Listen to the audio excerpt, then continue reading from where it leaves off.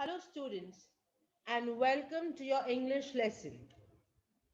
In this video, we shall be doing section 2 poetry. Poetry number 2.5 Nose versus Eyes.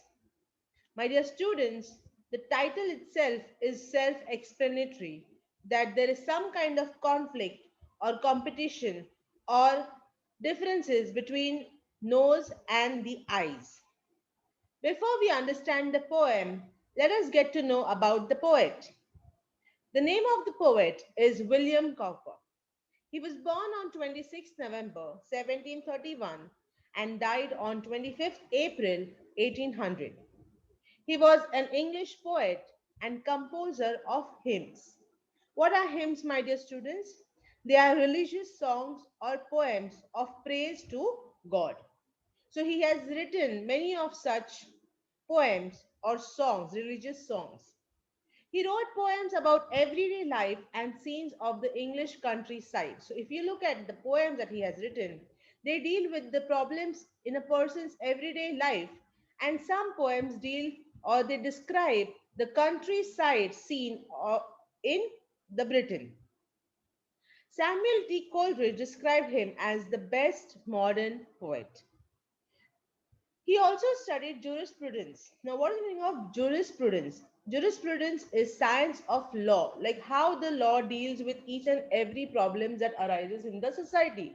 So he has studied all of those, but later he admitted that he was not much inclined to the legal profession. He did not, develop a lot of interest towards taking this as his profession, taking the legal things as his profession, or taking studying law or practicing law as his profession.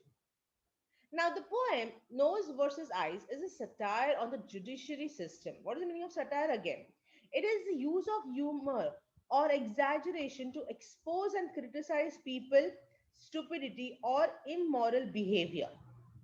So, when you read this poem, you will see that the poet has not directly, blamed the judiciary system or the law that we have in our countries. Okay, but he is somehow using some kind of humor or exaggeration so that he can tell people about the stupid or immoral behavior that is being practiced when justice has to be given to people. Okay, so it also mocks at the stone blind justice in a humorous manner, emphasizing upon the lack of empathy and common sense. Now we all have heard about law and justice and court and judges and lawyers, etc. And we all exactly know like what happens when a particular problem or a dispute is taken into the court. Okay, we have our lawyer who talks for the problem, and the one who talks against the problem, and the one who will be able to prove his point is given justice. Whether it is right or wrong, that is another question, but if he is able to prove his point, then justice is given in that favor. Okay, we all are aware about this. So here the poet also talks about how the judiciary system is blind. Okay, it is blind to the people's problems and things like that, and it just supports its decision based on the proofs that or the points that are put down into the court.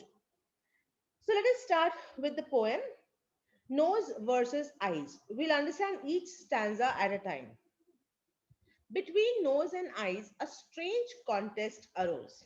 Okay, it is a very strange contest because we would have never thought about such kind of a contest or a dispute that would take place between the nose and the eyes. Okay, that is why the poet calls it a strange contest. Now, what was the contest?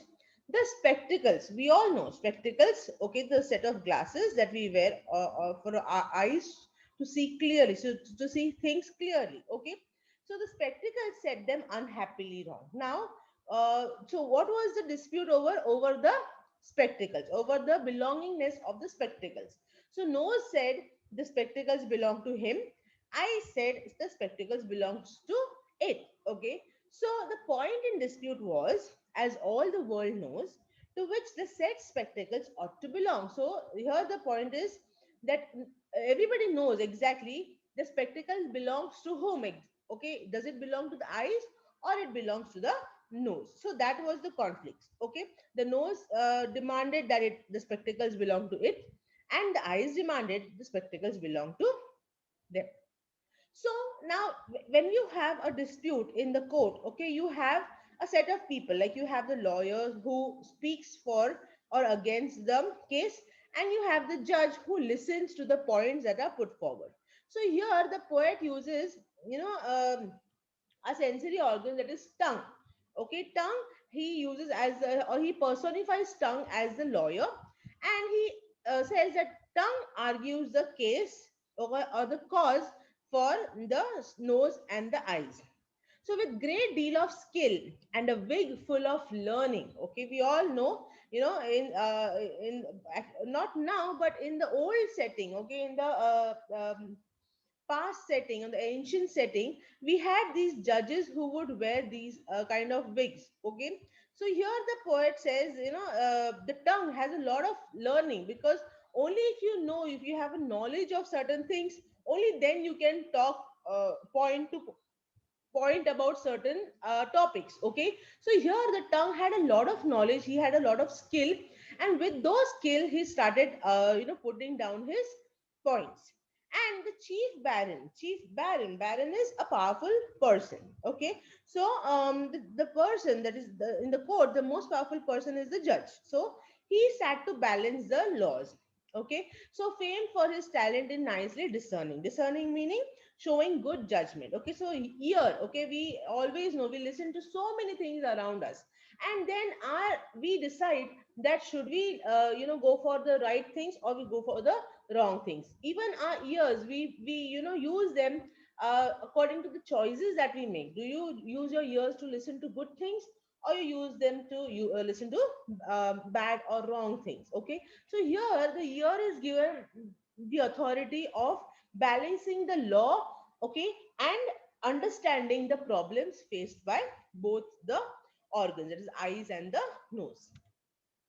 So now the lawyer starts putting down his points. Now what he says is, in behalf of the nose, so on behalf of the nose, he starts putting down all his points, and he says, it will quickly appear, and your lordship, he said, will undoubtedly find that the nose has had spectacles always in wear, which amounts to possession time out of mind. So he says that if you have noticed, okay, if you have noticed, my dear judge, that or respected judge, that we have always been wearing these spectacles on the nose from the time they have been used. Okay, from the time they have been worn on the face, it has always been worn on the nose. Okay, so this is the first point that he puts down.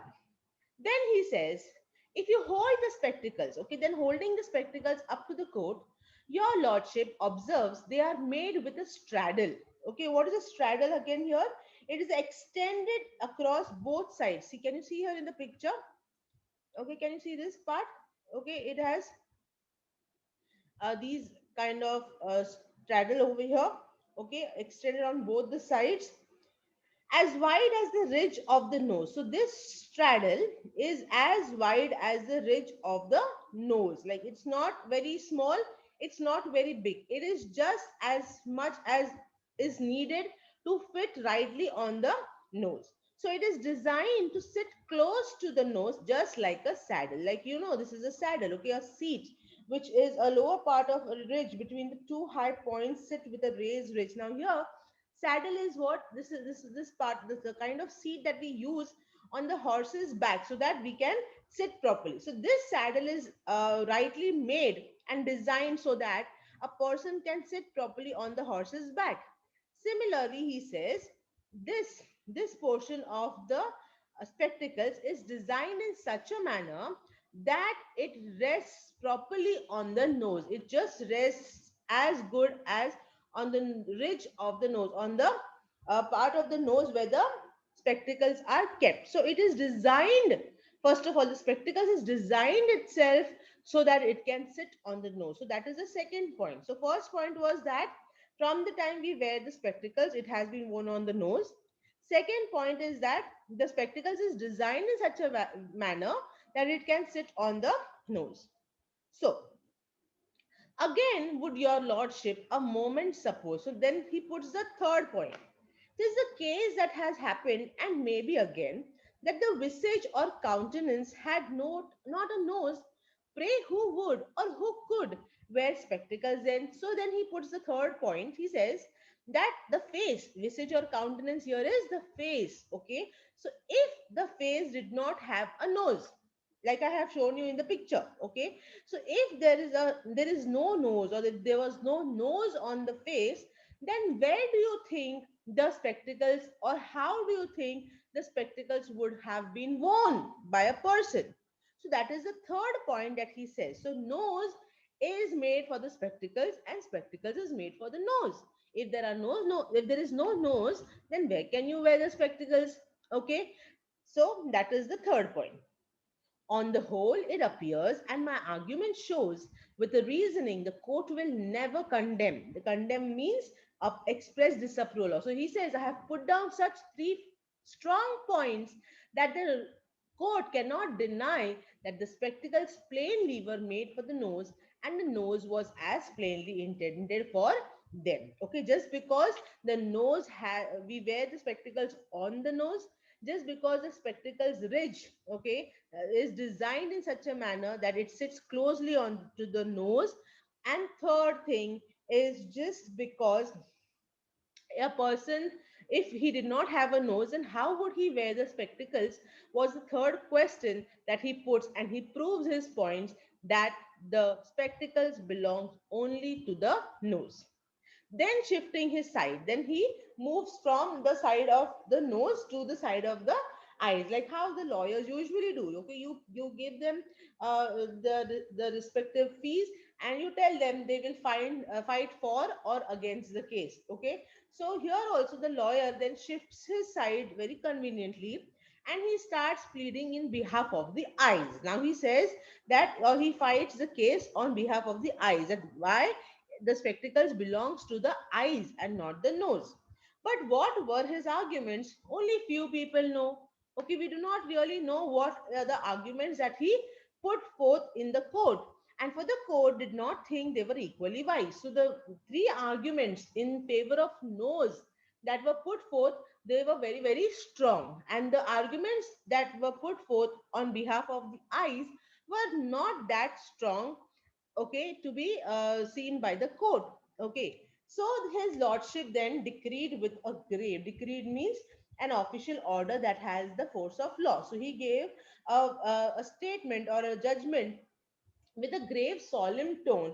Okay, solemn means formal and dignified tone, decisive and clear, without one if or but. Okay, he did not even think once or twice, or he did not say if or but about his decision. He was very clear that with the arguments that were put forth into the court, in front of the judge, okay, whenever the nose put his spectacles on, he said, okay, by daylight or candlelight, eyes should be shut. So he gives his decision, or he gives his judgment, saying that because the points that were proved in favor of the nose were stronger than the points that were put forth in favor of the eyes, when we all actually really know that spectacles are used only when you have a bad eyesight, or a weak eyesight, or a poor eyesight. Only then you make use of the spectacles. We all know this, we all know this truth. Okay, but it is this way in the court. Okay, in the court, no matter how much you know what the truth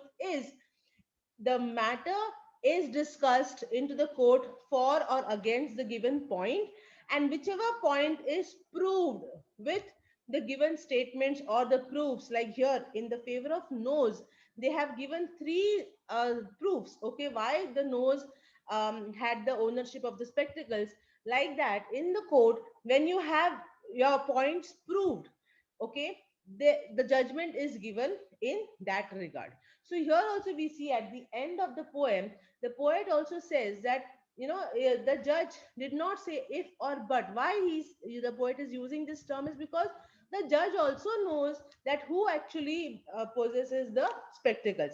But because the points that were proved by the nose, he says that whenever the nose puts on the spectacles, eyes should be shut, because the spectacles is not meant for the eyes. Okay, so this is how the poet mocks, okay, or he exposes the system, the legal system, or the judicial system that we have in our countries today. Okay, so it is all the judgment, the judgment that is given into the court for any kind of problem or any kind of dispute.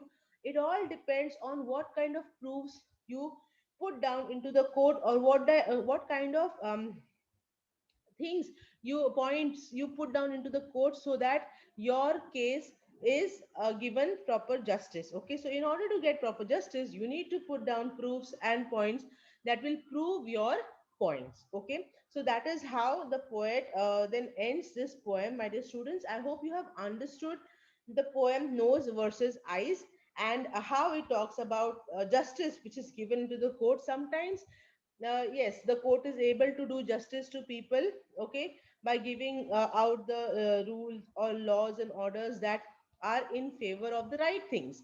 But sometimes, depends on the points that the lawyers put forth, justice might not be done to the person who has come to the court. Okay, so this is how things work, okay, in our judiciary system. So in order to get justice, you have to prove your point. That is what the poet at the end tells us. Okay, so I hope you have understood. Please open your textbook to page number 88. Read about the poet, about the poem. Go through the poem once again and try to solve the brainstorming section. If you have any doubt, please message. Until then, thank you and have a nice day.